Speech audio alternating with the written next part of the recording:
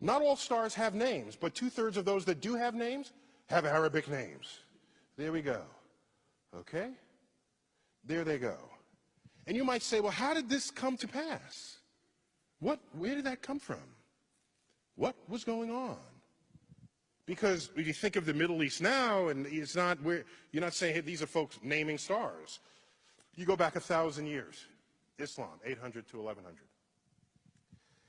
In that period, which is generally called the golden age of Islam, of Islamic science, golden age, true gold. There was no greater golden age in the history of the world before or after.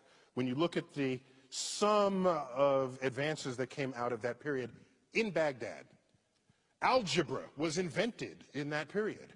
Algebra is itself an Arabic word. Algorithm is an Arabic word. Our numerals are Arabic numerals. You ever wonder why? You ever stop and think why they're called Arabic numerals? In that period, mathematics took great leaps and bounds. Agriculture, engineering, medicine, navigation. Star maps were made to assist navigation. Astrolabes were crafted. Then it all stopped. It ended. It ended.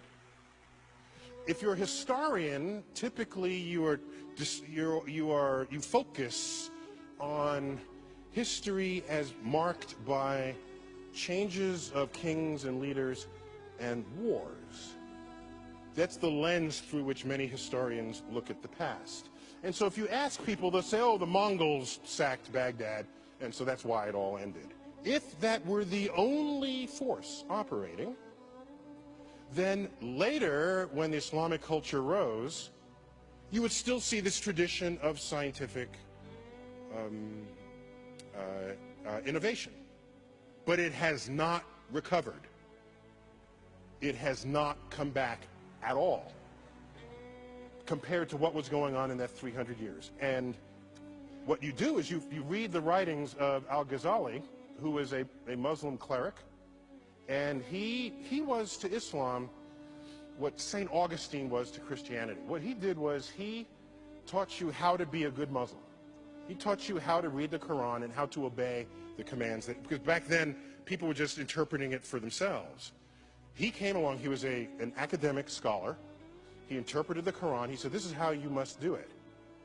First had social influence, and then political and cultural influence, and basically his interpretation took over.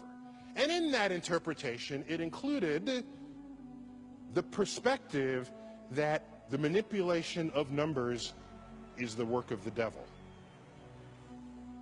This cuts the kneecaps out of any mathematical advances that would unfold. Math is the language of the universe.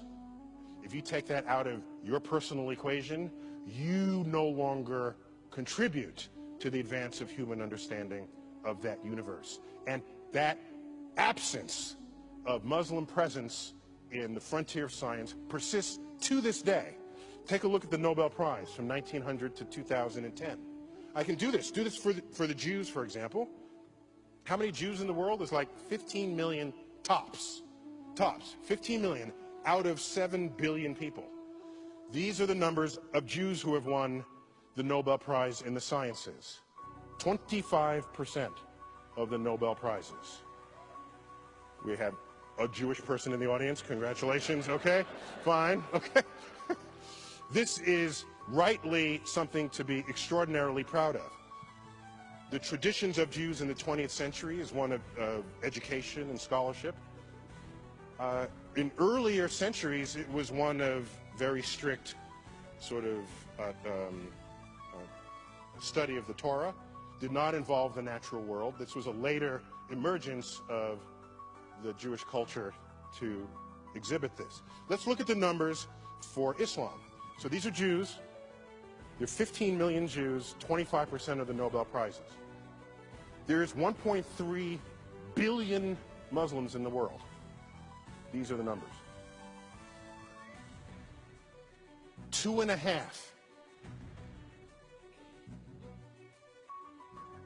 Okay, I'll give you 3 if you really want to include economics as a full number there. Okay? If you got to give it a full number, okay.